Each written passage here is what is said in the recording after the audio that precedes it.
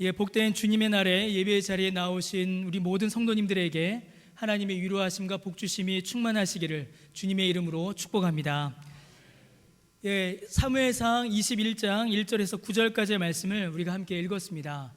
우리가 이제 사무엘상 앞부분을 보다가 한번 이렇게 훌쩍 건너뛰었죠. 사무엘상 21장부터 30장까지는 이제 특별한 제목이 하나 붙어 있습니다. 보통 이 사무엘상 21장부터 30장까지는 다윗의 광야 시기다라고 이렇게 부릅니다.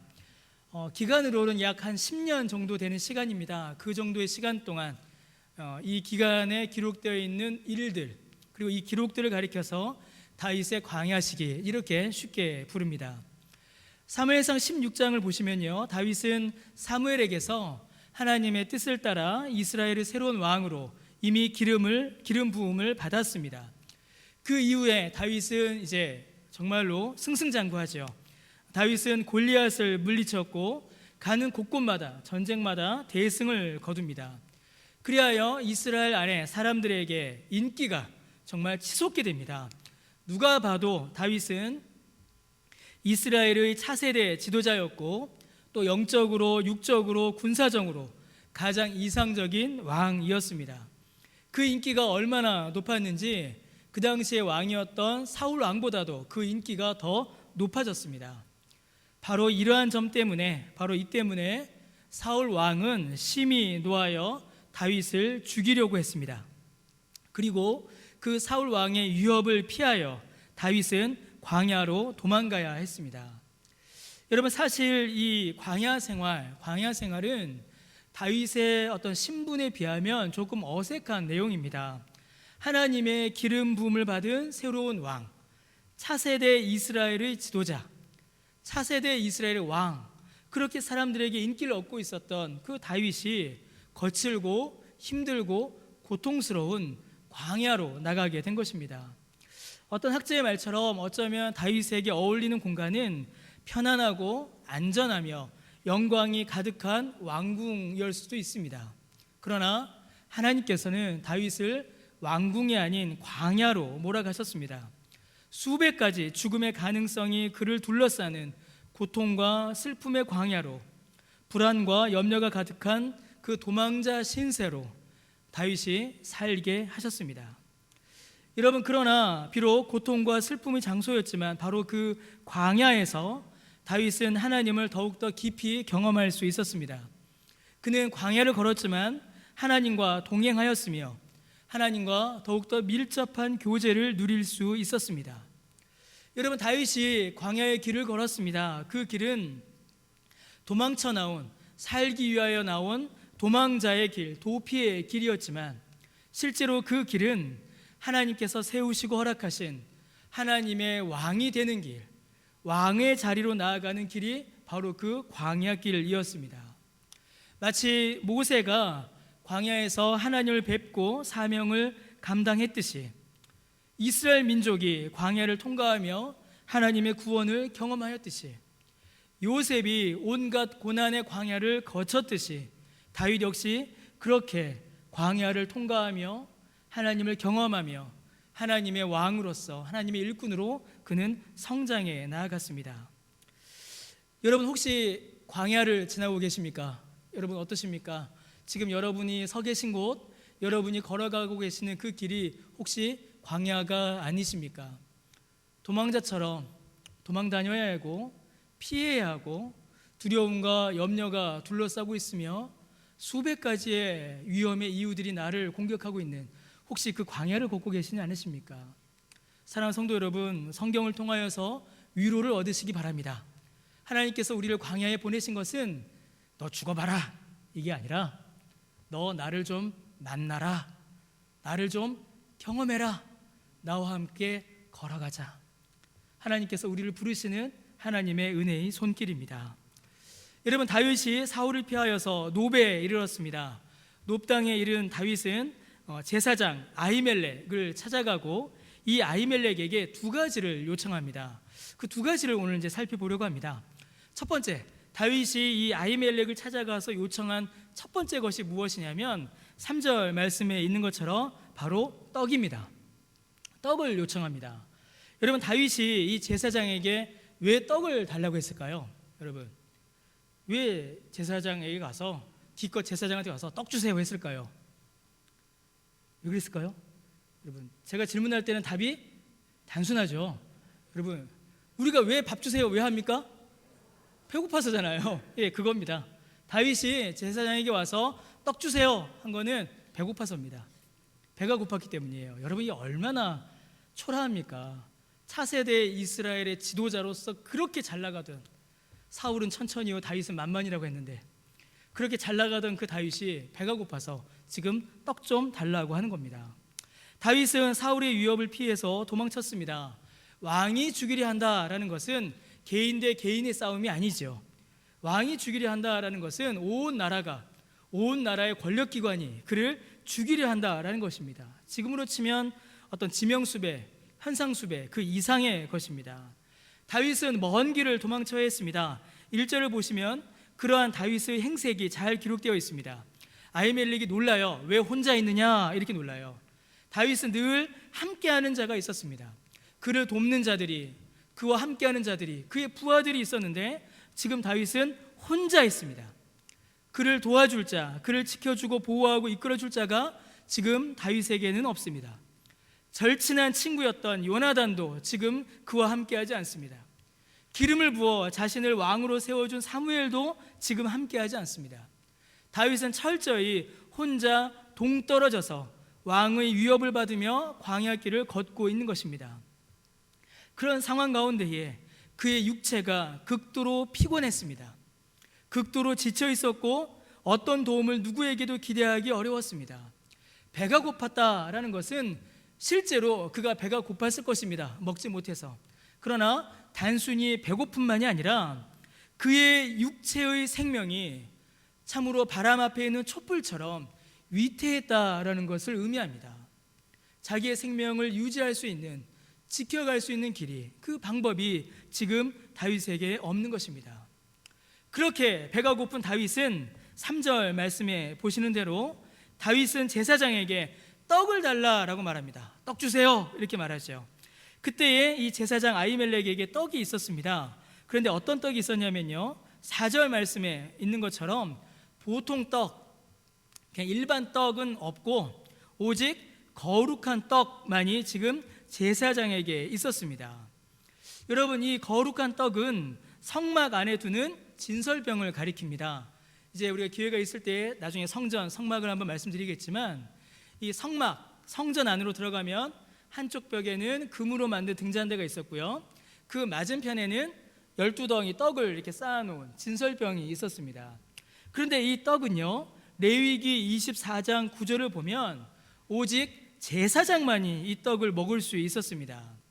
오직 제사장만 먹을 수 있는 이 떡을 다윗이 지금 제사장에게 달라라고 하고 있고, 제사장은 다윗과 또 이후에 다윗에게 합류할 자들의 어떤 정결을 확인한 이후에 이 떡을 주어 먹게 합니다. 여러분, 이 말씀처럼 이 떡은 분명히 제사장들만 먹을 수 있는 떡입니다. 그런데 지금 다윗은 율법을 어겨서 떡을 달라라고 하고 있고, 이 제사장 아히멜렉 역시 율법을 위반하여서 이 떡을 다윗에게 주고 지금 먹게 하고 있는 것입니다. 여러분, 만약에 다윗과 이 제사장이 율법을 엄격하게 적용했다면 지금 이 떡을 먹는 일은 일어날 수 없습니다. 율법을 위반한 것이기 때문이지요. 자, 그런데 예수님께서 마태복음에 보시면 예수님께서 이제 밀밭 사이를 지나다가 제자들이 이렇게 미리살을 이렇게 먹어요, 안식일날. 그때 바리새인들이 막 비난합니다. 어떻게 그럴 수 있느냐라고 하니까 예수님께서 지금 이 이야기를 말씀하십니다. 이 이야기를 말씀하시면서 율법의 참된 의미, 율법의 참된 목적이 무엇인가를 설명을 해주세요. 그러니까 예수님께서 말씀하시기를 다윗이 지금 이 거룩한 떡을 먹은 것, 아히멜렉이 이 거룩한 떡을 준 것은 율법을 위반한 것이 아니라 오히려 율법의 참된 의미, 율법의 참된 목적을 드러낸 거룩한 일이다라는 것입니다. 그 의미를 우리가 알아야겠죠. 여러분, 제사장은 항상 한 개인으로 존재하지 않습니다. 성경에 나타난 제사장들은 항상 늘 이스라엘을 대표합니다. 제사장이 이렇게 하나님 앞에 나아갑니다. 하나님 앞에 나아갈 때는 이 제사장은 개인의 자격도 있지만 그보다는 온 이스라엘을 대표하여, 이스라엘 대신하여 제사장은 하나님 앞에 나아갑니다. 제물을 하나님께 드릴 때도 제물을 바친 사람을 대신하여 제사장이 하나님께 나아가는 것이고, 대속죄일에 지성소로 들어가는 것도 대제사장이 온 이스라엘 사람들을 대표하여서, 온 이스라엘 사람들을 대신하여서 지성소로 들어간 겁니다. 그래서 여러분, 제사장의 복장에는 아주 특이한 게 있었죠. 제사장의 복장에는 이스라엘 12지파의 이름이 새겨져 있었습니다. 양쪽 어깨에 한쪽에 6개씩 이스라엘 지파의 이름이 새겨져 있었고, 가슴에는 이스라엘 지파의 이름이 새겨져 있는 보석 12개가 이렇게 박혀 있었습니다. 이 옷을 입고 제사장이 하나님께 나아갈 때는 제사장 혼자 나아가는 것이 아니라 온 이스라엘을 대표하여서, 온 이스라엘 대신하여서 제사장이 하나님께 나아간 것입니다. 이 사실이 매우 중요합니다. 여러분, 제사장이 거룩하신 하나님 앞에 나아왔습니다. 그리고 하나님께서 주신 거룩한 떡을 먹습니다. 여러분, 이건 뭘 의미할까요? 이는 제사장만 이 떡을 먹어야 한다라는 제한적이고 소극적인 의미만을 가지는 것이 아닙니다. 이 율법은 더 넓은 의미를 가지고 있어요. 방금 말씀드린 것처럼 제사장이 온 이스라엘을 대표한다, 대신한다라고 말씀드렸지요. 대제사장이 하나님께서 주시는 떡을 먹듯이 온 이스라엘 역시, 온 하나님 나라의 백성들 역시 하나님께서 주시는 떡을 먹어야만 살 수 있다라는 적극적인 교훈이 이 율법 안에는 담겨 있습니다. 그래서 이 율법을 대할 때, 이 율법을 볼 때는 야, 이거 제사장만 먹어야 돼, 다른 사람 먹으면 안 돼 라는 그런 금지의 교훈보다는, 와, 제사장이 저 떡을 먹네? 그러면 우리도 하나님께서 주시는 떡을 먹어야겠구나, 하나님께서 제사장을 먹이셨듯이 우리도 하나님께서 먹이시는구나 라는 하나님의 은혜와 사랑의 증거인 것입니다. 지금 다윗과 아히멜렉은 이렇게 이 율법을 이해하고 그 하나님의 은혜 가운데 나아가고 있는 것입니다. 하나님이 주시는 떡을 먹어야만 내가 살 수 있고, 하나님께서 내가 살 수 있는 떡을 주셨다, 그 떡을 먹겠다, 하나님의 떡을 먹음으로 내가 살겠다, 그 마음을 가지고 그 마음으로 하나님 앞에 나아가고 있는 것입니다. 사랑하는 성도 여러분, 하나님의 백성은, 하나님의 자녀는 하나님께서 주시는 양식을 먹을 때에 비로소 살아갈 수 있습니다. 배가 고프고 지치고 상하여 쓰러져가는 하나님의 자녀는 밥을 먹어야죠. 어떤 밥을 먹어야겠습니까? 하나님께 나와 하나님께서 주시는 하나님의 양식을 먹을 때에, 그때 비로소 우리는 힘을 회복하여 살아갈 수 있습니다. 여러분, 우리의 육체 어떻습니까? 우리의 육체 당연하죠. 여러분, 우리가 먹는 양식 중에 우리가 먹는 밥과 반찬과 국과 고기 중에 하나님께서 주지 않으신 것이 여러분 무엇이 있겠습니까? 우리가 먹는 것 중에 하나님이 주지 않으신 것, 여러분 무엇이 있습니까?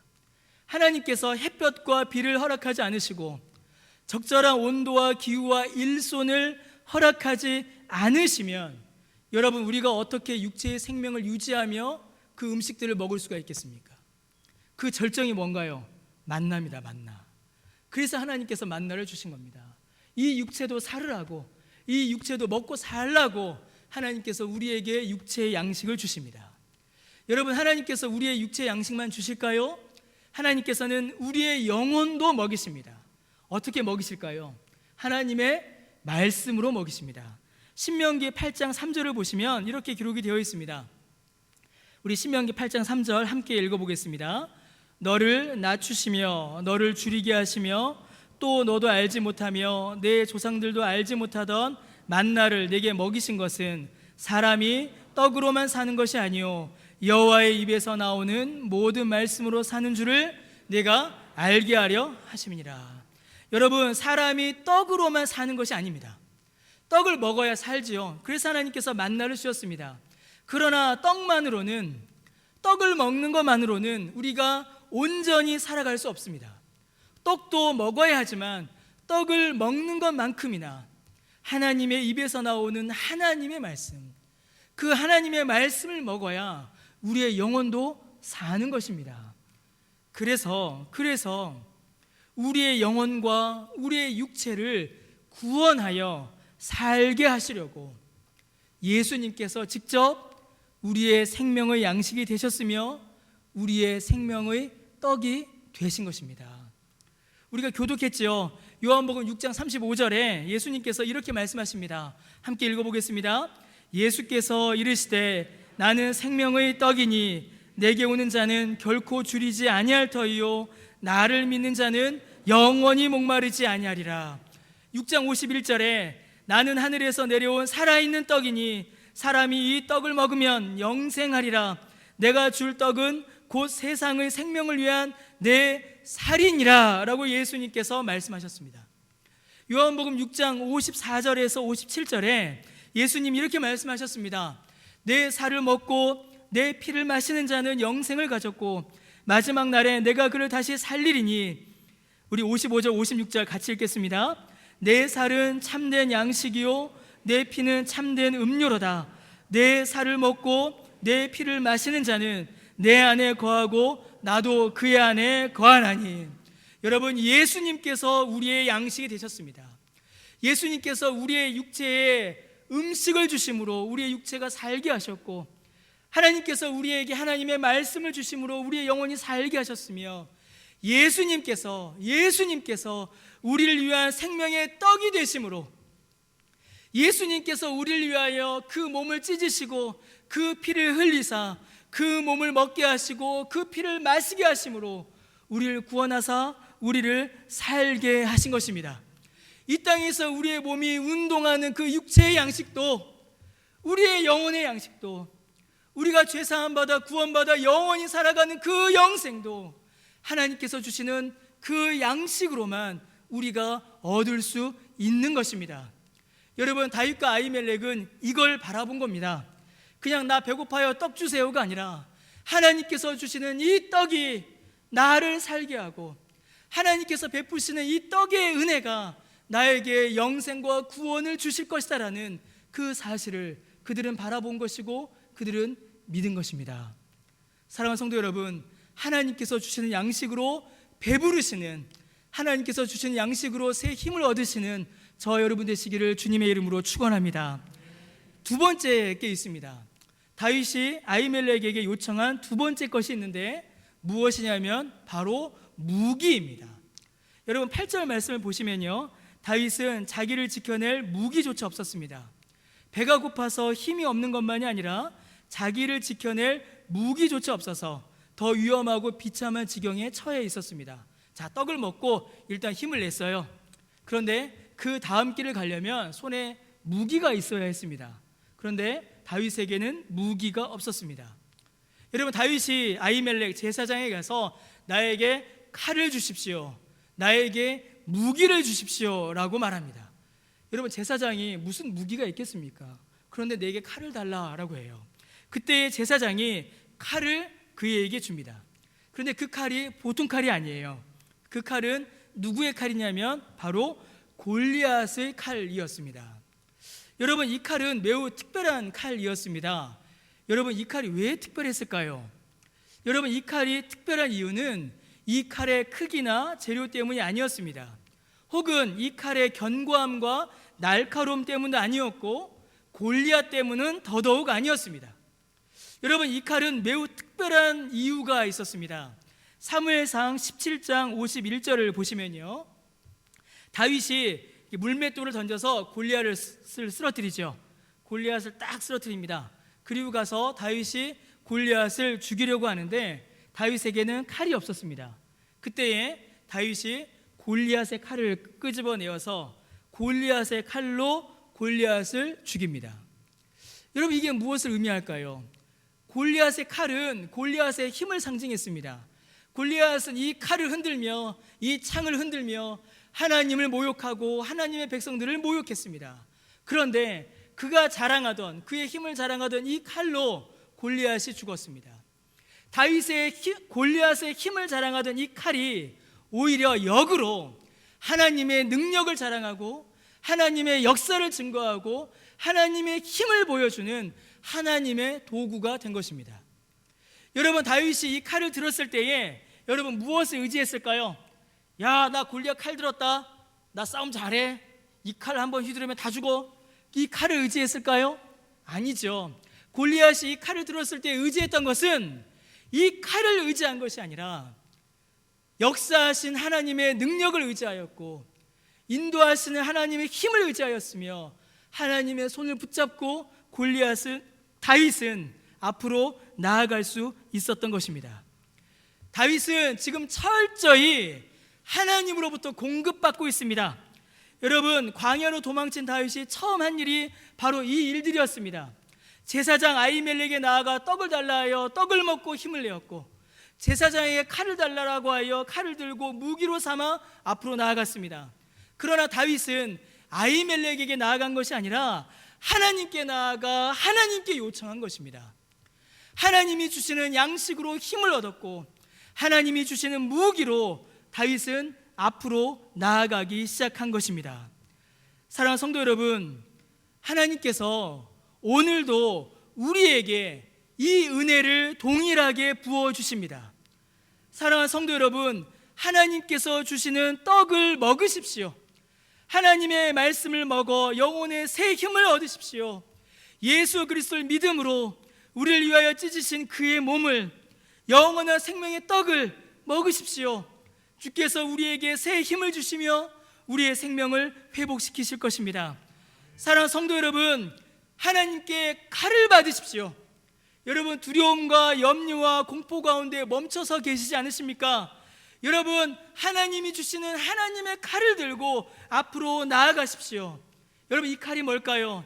에베소서 6장 17절을 보시면요, 성령의 검 곧 하나님의 말씀을 가지라라고 성경에 기록되어 있습니다. 사랑하는 성도 여러분, 두려움과 염려 가운데 주저앉아 있지 마시고 성령의 검 곧 하나님의 말씀을 들고 죄와 맞서 싸우며 세상의 유혹에 맞서 싸우며 승리의 길로 나아가시기를 주님의 이름으로 축원합니다.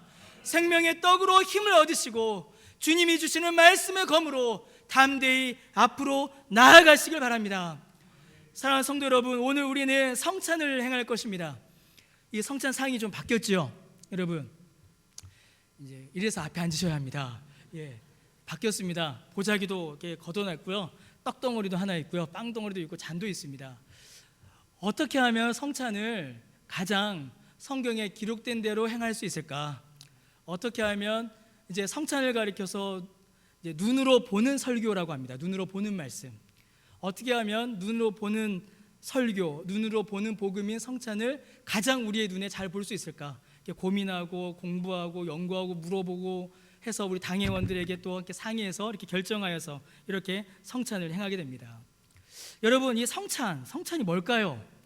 성찬은 제사가 아닙니다. 이 말은 이중적인 의미를 가져요. 여러분, 성찬은 구약에서 말하는 제사가 아닙니다. 왜죠? 구약에서 말하는 모든 희생 제사는 예수님께서 십자가에서 완수하셨기 때문입니다. 그래서 이거는 구약에서 말하는 제사가 아니에요. 그리고 세상에서 말하는 제사도 아닙니다. 세상에서 하는 제사, 세상이 지내는 제사는 여러분 어떻습니까? 죽은 사람을 기억하는 게 세상이 말하는 제사잖아요. 기제사 뭐 이런 거 있지 않습니까? 차례. 그런데 여러분, 우리가 드리는 이 성찬은 죽은 사람을 기념하는 게 아닙니다. 왜죠? 예수님이 지금 죽어 계십니까? 살아 계십니까? 예수님 지금 살아 계시잖아요. 그래서 여러분, 이 성찬은 구약에서 말하는 제사도 아니고 세상 사람들이 말하는 죽은 사람을 기념하는 그런 제사도 아닙니다. 여러분, 이 성찬은 우리를 위하여 찢으신 예수님의 몸을 먹고 우리를 위하여 흘리신 예수님의 피를 마시는 오늘 우리에게 주어지는 은혜의 상입니다. 우리의 육체가 먹고 마심으로 새 힘을 얻듯이 우리가 예수님을 믿는 그 믿음으로, 그 믿음을 고백함으로 또다시 우리의 영혼이 우리의 삶이, 우리의 생명이 새 힘을 얻는 것입니다. 그래서 여러분, 성찬은 식사입니다. 슬픔과 눈물의 제사상이 아니라 은혜와 능력의 식탁이며 회복의 식사입니다.